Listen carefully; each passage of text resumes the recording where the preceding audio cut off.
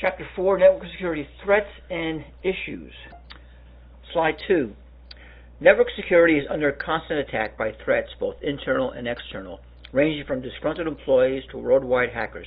There's no perfect defense because hackers are able to bypass, compromise, or evade almost every safeguard, countermeasure, and security control. Hackers are constantly developing new techniques of attack, writing new exploits, and discovering new vulnerabilities. Network security is a task of constant vigilance, not a project to complete. It's a job that's never done. I remember my father teaching me that locks only keep honest people out. Why is understanding hacking, exploitation, vulnerabilities, and attacks critically important? As the 6th century BC Chinese military strategist philosopher Sun Tzu stated in his famous military text, The Art of War, if you know the enemy and know yourself, you need not fear the results of 100 battles. Once you understand how hackers think, the tools they use, their exploits, and their attack techniques, you can then create effective defenses to protect against them. Understanding hacking not only improves network security, it also maintains security at a high level of readiness. Key concepts that we will be discussing in this chapter are what you need to protect and from whom you need to be protected. The risk assessment for network infrastructure, both wired and wireless network infrastructure risks, threats, and vulnerabilities. Common network hacking tools, application, exploits, and attacks. Finally, social engineering practices and their impact on network security efforts. The learning objective of this chapter is to recognize the impact that malicious exploits and attacks have on network security. Hacker motivation is rather simple. Basically, there are 5. Okay, they want the thrill of hacking, or it's a hobby to them, or they see it as a challenge, or it's a status symbol, or they simply want money. Slide 5. Some favored hacker targets. If it's an easy asset, those that pay off quickly, the hacker may simply want monetary gain or control the network. If it's a unique target, they see this hacking as a challenge. Slide 6. 7 domains of a typical infrastructure. If you recall earlier, we spoke of these 7 domains. We have the user domain over here, the workstation domain, the LAN domain over here. Then there's also a LAN to WAN domain, a remote access domain, an application, system application domain, and the WAN domain. Again, these are your 7 domains, right? 1, 2, 3, 4, 5, 6, 7. Yep, it adds up. Slide 7, the user domain. The target in the user domain is any individual associated with the organization, including users, employees, managers, contractors, or consultants, even if they don't have logins. Now, there are some threats, vulnerabilities, and risks in the user domain. In terms of threats, social engineering. Users are attacked using psychological techniques as persuasion or impersonation in order to gain access to facilities or computing resources. Phishing. Users are tricked into giving away information such as login passwords via fraudulent email. Trojan horses and spyware. Users are tricked into installing malware on their systems.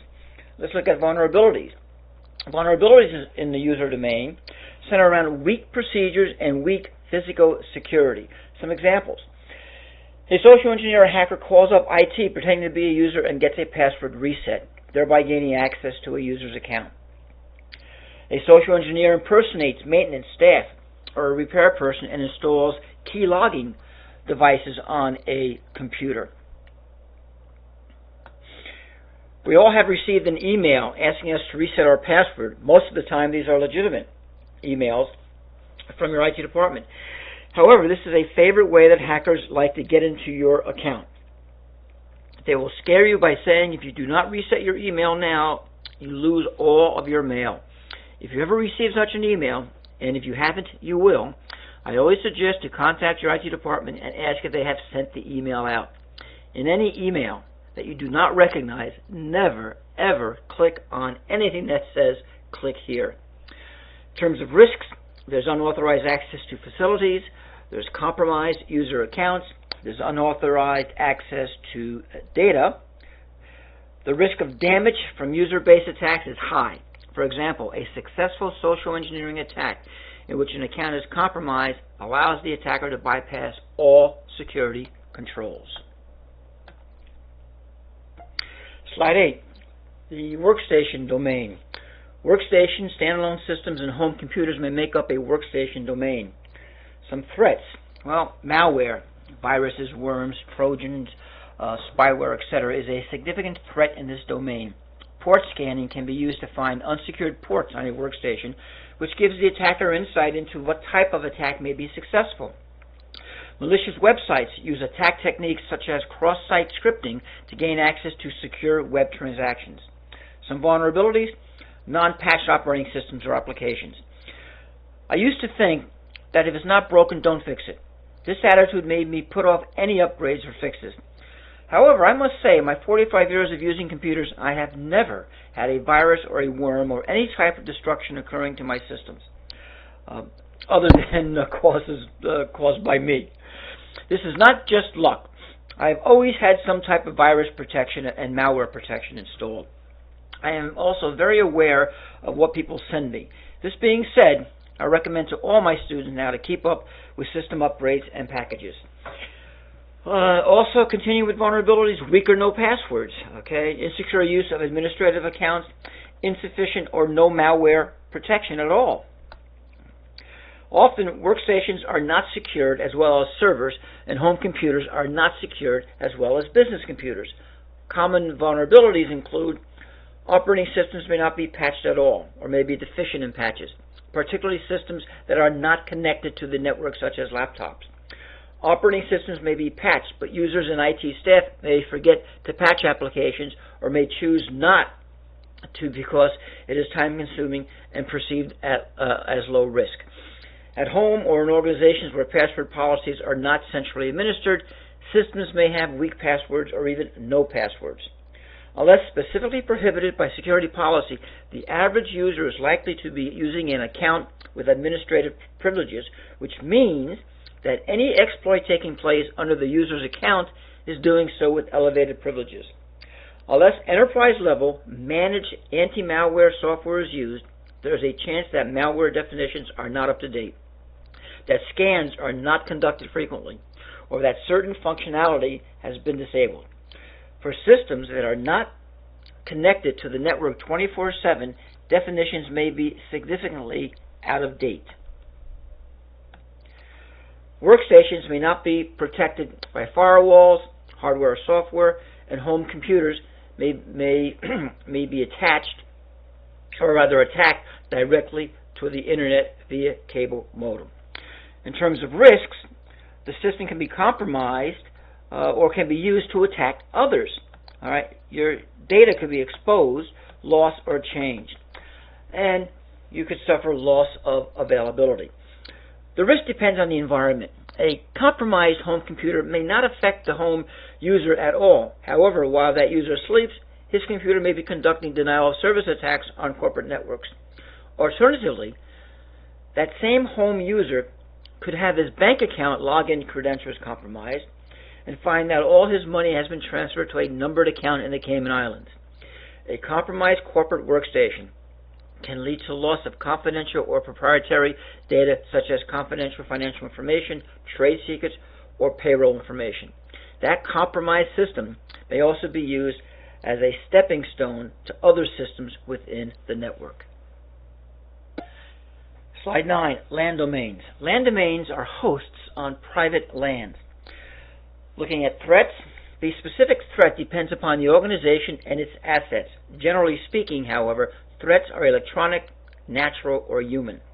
Electronic threats include malware, malicious code, botnets, and software bugs. Physical threats include hardware failure, natural disasters, and accidental or purposeful damage to equipment. Human threats include the disgruntled employees, poorly trained employees, or hackers. In terms of vulnerabilities, like threats, vulnerabilities are specific to the organization and its resources. For example, different operating systems have different vulnerabilities. Generally, vulnerabilities are caused by weak security procedures, weak security controls, and weak perimeter controls. Looking at risks, compromise of one host may result in compromise of the entire enterprise. You could have data exposure, data loss, or even data change. And most importantly, you have disruption of the business. The risk depends on the environment, the organization's business, the type of assets it has, etc. Basic risks such as data loss, change, or theft and disruption of business apply to all organizations. Additionally, it should be stressed that compromise of one host on a network may result in compromise of the entire enterprise. Very important concept. Slide 10, the LAN to WAN domain, a local area network to a wide area network. In this scenario, we are looking at routers, firewalls, other devices at the LAN-WAN connection points. Let's look at some threats. Port scanning. Sequential port scans can be conducted from the public internet side, revealing details of your configuration that may allow an attacker to better profile additional services. Denial of service or distributed denial of service. Because it's a gateway, it is a constrained point with limited bandwidth, and the act of filtering increases latency per connection. It is easily saturated. Directed attack. The WAN connection is exposed to the public internet, so it is directly accessible. In terms of vulnerabilities, you can have weak perimeter security, remote access to routers and gateways, weak or default firewall passwords, incorrect configurations. Misconfiguration. Due to complexities in rule sets, if careful planning is not performed in advance, misconfigurations can result. In terms of risk, if an attacker gains control of the firewall, they can easily disrupt gateway functions and create network instability. Unfiltered malicious traffic, loss of availability, disruption of business. An attacker may gain control of the firewall.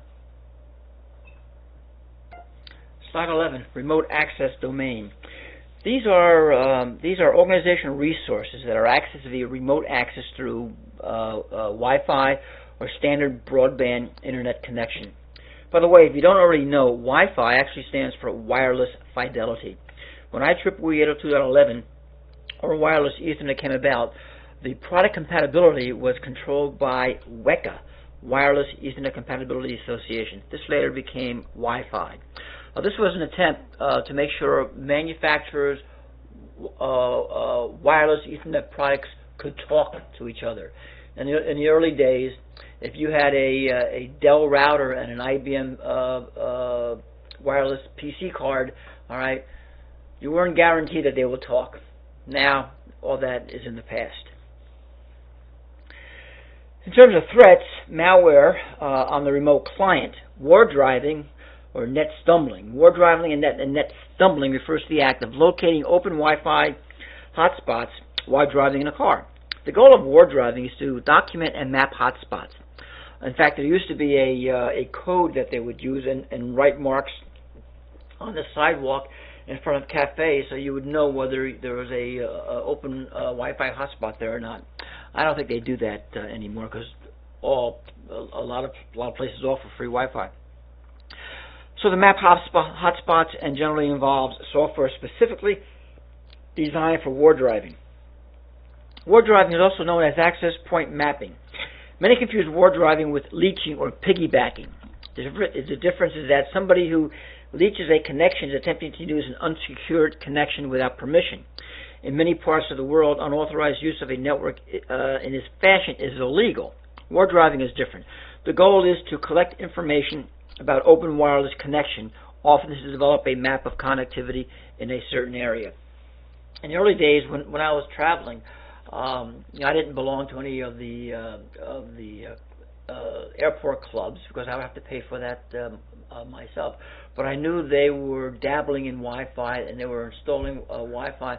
I would simply sit on the floor out in a terminal outside of their facilities, of their doors, and piggyback and steal their bandwidth. don't have to do that anymore because nowadays for the most part it's free in the airports. All right, rogue hotspots.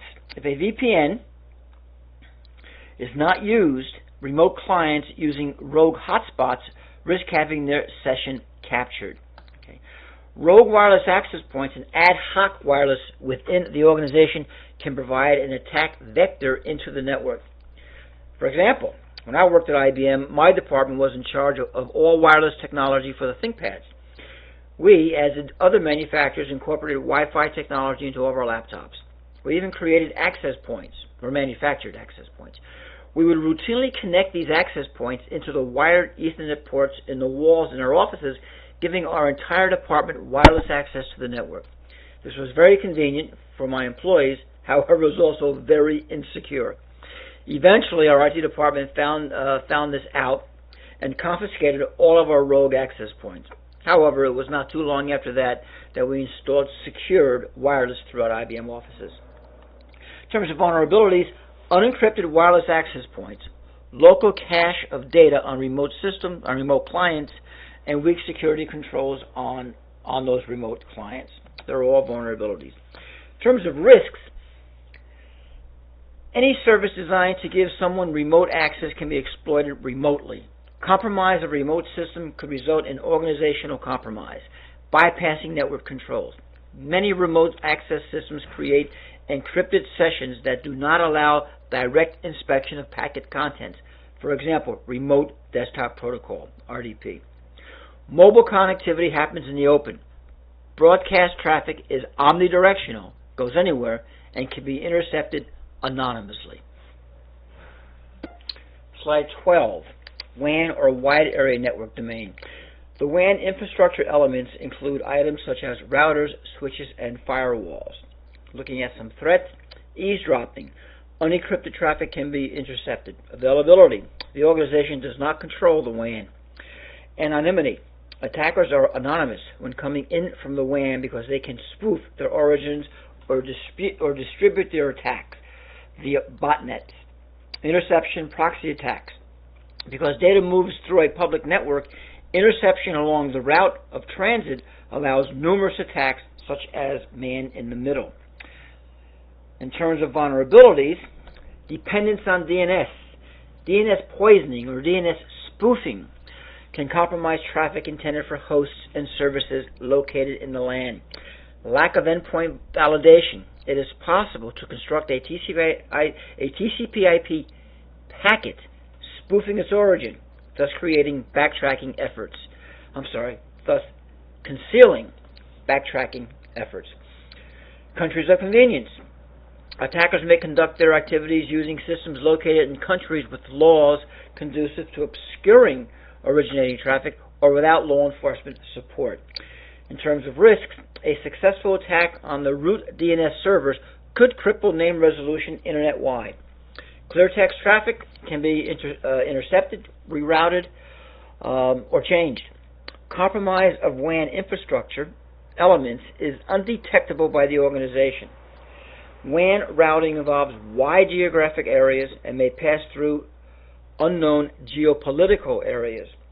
Without knowing where it's going, natural disasters, power failures, and other wide area affecting issues could compromise availability. Laws involving data exposure may be different in other geopolitical areas. Slide 13, System Application Domain. Elements in this domain include servers, applications, databases, and data. Targets. Databases are attractive targets because they contain a large amount of information. The threats. Cross-site scripting, known as XSS. Cross-site scripting is similar to SQL injection, but the results attack future visitors to a website rather than grant the hacker access to the back-end database. An XSS attack submits script code to a website. XSS can result in persistent malicious modification of web source files. This causes all future visitors to the site to receive compromised content. Buffer overflows. A buffer is an area of memory designated to receive input. Buffers are of a specifically determined size set by the programmer. Since only a finite amount of memory resides on a host, a buffer overflow is an attack against poor programming techniques and a lack of quality control. Hackers can inject more data into a buffer than it can hold, which may result in the additional data into the next area of memory. SQL injection is an attack that inserts a hacker's code into a script hosted on a website. SQL injection attacks can give the hacker access to the back-end database of a web application. In terms of vulnerabilities, use of default passwords, weak security controls, non-patched operating systems or applications, and cached credentials, insecure coding practices. In terms of risks, use of unencrypted protocols can allow compromise of data in transit. Lack of code review can introduce instability. Data exposure, change, or loss. Denial of service attack against one service can also prevent function of other services on the host. Port scanning. Port scanning refers to the surveillance of computer ports, most often by hackers for malicious purposes. Hackers conduct port scanning techniques in order to locate holes within specific computer ports. For an intruder, these weaknesses represent opportunities to gain access for an attack. There are over 65,000 ports in each IP address, and hackers may scan each and every one to find any that are not secure. While port scanning can be conducted for legitimate computer security reasons, it is also considered an open-door hacking technique which can easily be performed for malicious reasons when a specific computer or operating system is the target. Conducted in stealth mode or strobe, malicious port scanning is typically conducted on ports after 1024, after the 1024 mark, because the ports prior to that are usually affiliated with more standard port services. The ports following that mark are more susceptible to malicious port scanning due to their availability for probes. Port scanning is useful for both hackers and security personnel or security professionals. Slide 15. Malware, also known as malicious code. Malware can be distributed via software downloads, email, malicious websites, file transfer, or flaws in software. The effects of malware can be extremely damaging. You may have data loss, data exposure, or data change. It also causes poor system performance. You may also be inundated with pop-up ads, or the system can become a bot or a zombie to the malware. Slide 16, common types of malware. Malware can come in the form of viruses, worms, Trojan horses, keystroke loggers, spyware and adware, rootkits, logic bombs, trapdoors and backdoors, URL injectors, and browser injectors or browser redirectors, or other exploits. Slide 17, malware, viruses, and worms. Viruses infect boot sectors of files, such as executables, drivers, and system. Viruses need user interaction to spread. Worms can affect the entire system. They do not need user interaction to spread, and worms can carry other types of malicious code. An important distinction between computer viruses and worms is that viruses require an active host program or an already infected and active operating system in order for viruses to run, cause damage, and infect other executable files or documents, while worms are standalone malicious programs that can self-replicate. Slide 18, Trojan horses. Trojan horses are delivery methods for a malicious payload. They usually appear to be benign programs, such as a game or utility. They are usually installed by users without knowledge of the malicious payload. They allow remote access to attackers. Slide 19, keystroke loggers. These are also called keyloggers. Software-based keyloggers can be installed via worms or Trojan horses.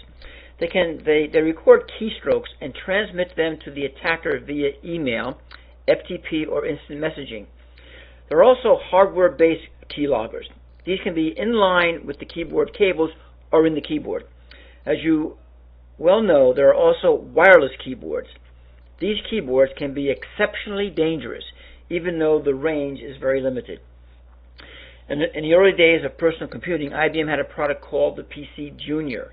The PC Junior was one of the first personal computers with a wireless keyboard. During the development of the product, we had some fun with this wireless keyboard. We would walk to someone else's office, stand at their door, and control their computer with the keyboard. We quickly came to realize that we had to put a good deal of control on this wireless technology. Slide 20, spyware and adware. I'm sure we've all seen this. I'm having issues with my smartphone right now with some adware. Spyware monitors and records user activities like keylogging software, transmits information back to the originating author. Adware is similar to spyware. It delivers advertising through pop-ups, email, or browser redirection. These may be bundled together, embedded in other programs, or may masquerade as anti-malware products. Slide 21, malware in the form of rootkits. Pieces of code that position themselves between the operating system kernel and the hardware. That's what this malware is. Allows attackers to gain root administrative access to the system. Can be used to take control of a system, hide data files, or hide other malware or hacker tools. They use what are called rootkits.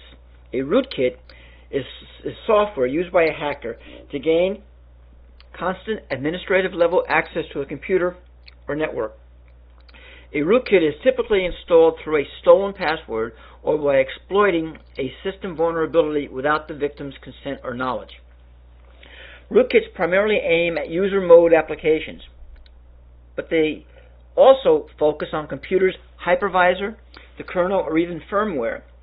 Rootkits can completely deactivate or destroy the antiware or the anti-malware software installed in an affected computer, thus making a rootkit attack difficult to track and eliminate. When done well, the intrusion can be carefully concealed so that even system administrators are unaware of it. Rootkits may be presented as a Trojan or even as a hidden file along with a seemingly harmless file.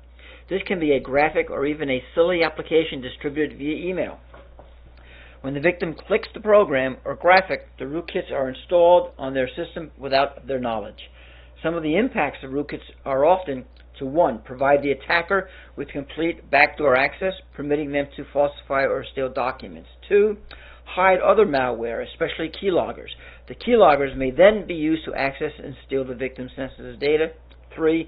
Enable the attacker to use the infected machine as a zombie computer to trigger attacks on others. A logic bomb is malicious code that lies dormant until triggered.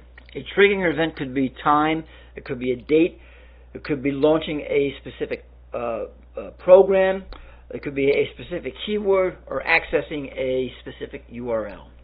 It can be based on just about anything. Slide 23, backdoors and trapdoors. These are synonyms for the same type of malware. They bypass normal authentication or security controls.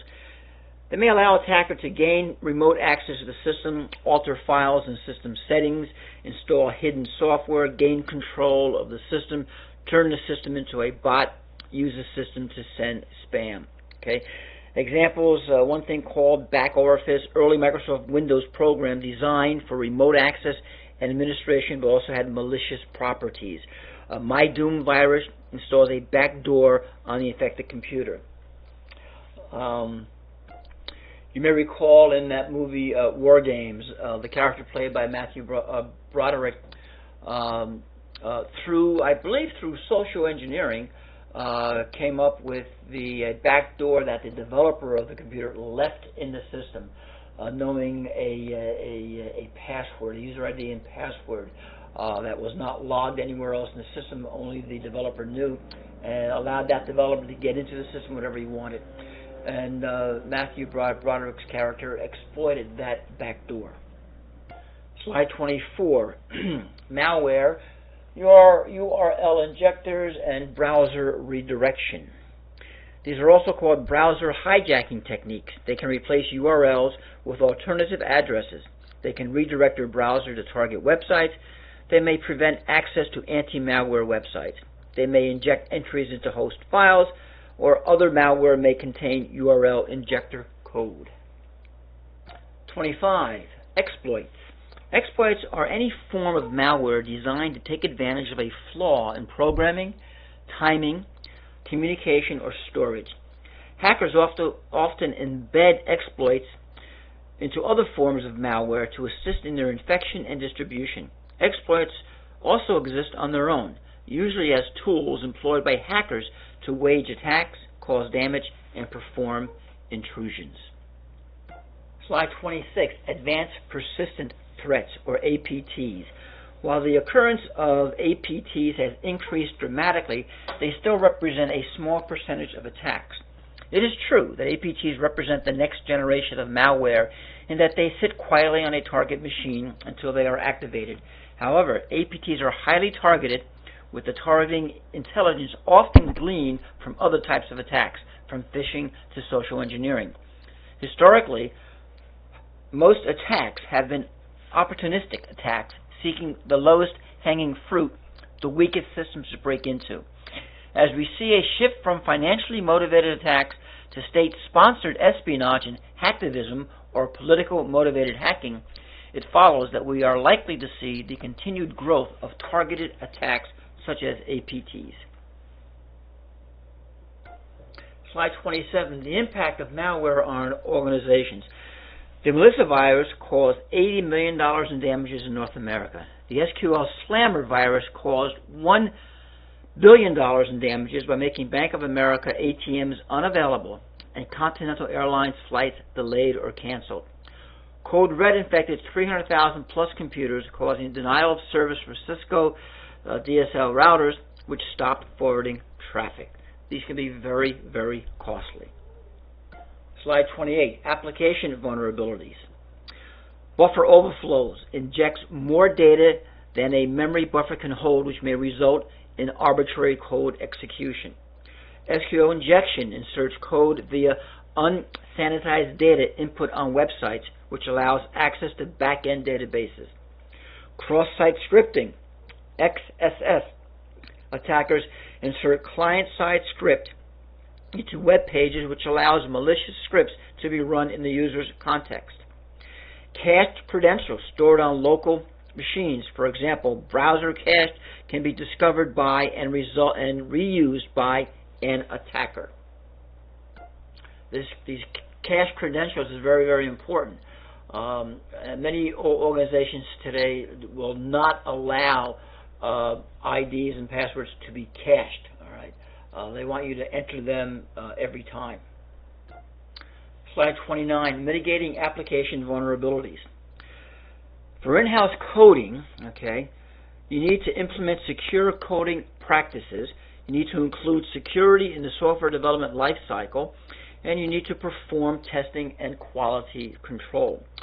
For operating systems or applications, you must keep abreast of vulnerabilities. The National Vulnerability Database, the U.S. CERT Vulnerability Notes Database, and the Security Focus Database. These three URLs I will put in the up in iLearn for the appropriate week, so you can take a look at them. These are great websites. Excuse me. These are great websites. You should also apply patches and updates in a timely manner. Vulnerability scanning should be a part of any security protocol. You can visit the Open Application Security Project, OWASP, for web application security. Many corporations, IBM included, allow their employees to use their own personal computers. Studies have shown that this does in fact increase productivity. However, studies also have shown that it is a highly vulnerable area of attack. Corporations do in fact give their employees personal computers, but these are highly restricted. The employee does not have administrative rights and cannot install programs. Some of these computers don't even have USB ports, so that data cannot be added or taken off the computers. In fact, I recall in the early days that we had to build a special product for the U.S. government. It was a portable PC without any USB ports. without any wireless of any kind, without a modem port, and without any internal floppy disk. The only connection was a local Ethernet port. This was a secure client system. Slide 30. What is risk? Risk has several meanings: danger and consequences.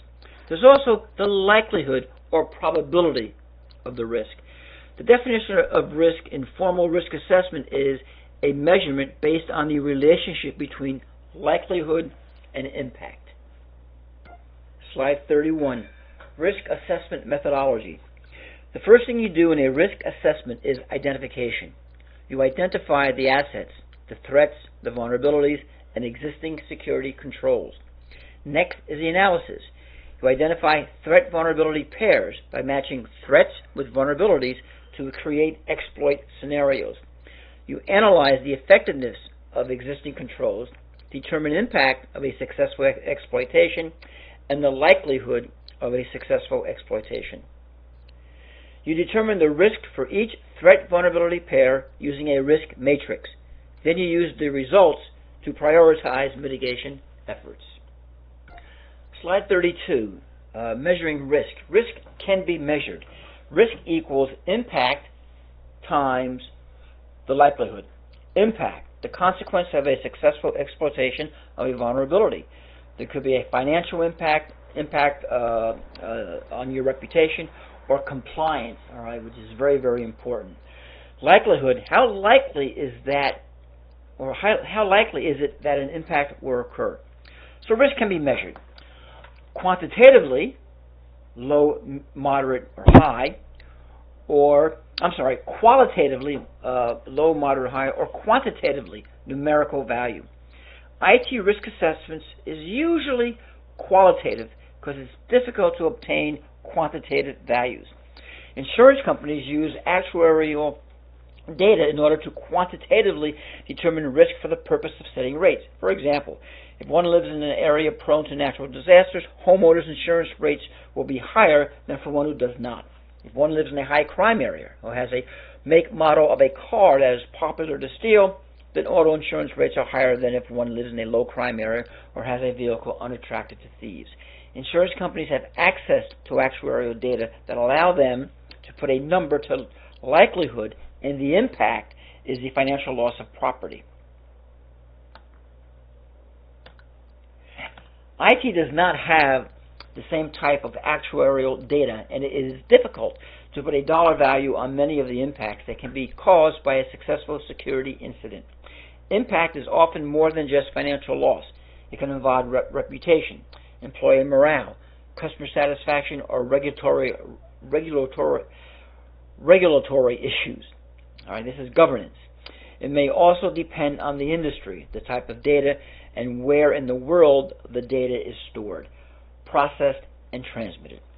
There are other qualitative components such as what's the importance to management that cannot be addressed in a quantitative risk assessment. Slide 33, a risk matrix. This is a rather simplistic chart that will serve our purposes, though. You have likelihood across the top, low, medium, and high, and impact across the left side, low, medium, and high. If the impact is low and the likelihood is low, the risk is low. Whereas if the impact is high and the likelihood is high, then your risk is critical. Okay? You need to concentrate on the red and black area, but never lose sight of the yellow area. Make sure you have a handle on your high and critical risk factors, but never losing sight of your medium factors. All right, slide 34, summary. Hackers are constantly seeking to take advantage of anyone or any system not prepared or properly secured. Understanding the various means of attacks that hackers commonly employ directly improves awareness and overall network security. Hackers often seek monetary gain through attacks against individuals and organizations. Hackers can be employees or outsiders. Compromising situations are not limited to hacker attacks, but can also include accidents, oversights, hardware failure, rapid growth, and severe weather. Hacker tools and techniques include malicious software, exploiting wireless connections, eavesdropping, replay, insertion, fragmentation, buffer overflow, XSS, man-in-the-middle, session hijacking, spoofing, covert channels, and the availability attacks of denial of service and distributed denial of service attacks. You should take action to restrict or limit hacker tools and use caution and training to avoid social engineering. Other hacking attacks and techniques than those listed here exist. This is not a total list. This chapter offers a generic description of a hacking process, not a definitive or exhaustive examination. However, from this foundation, you can develop a greater understanding of hacking and threats posed by hackers, as well as other sources of threat and risk, leading to improved security design, policy, and implementation.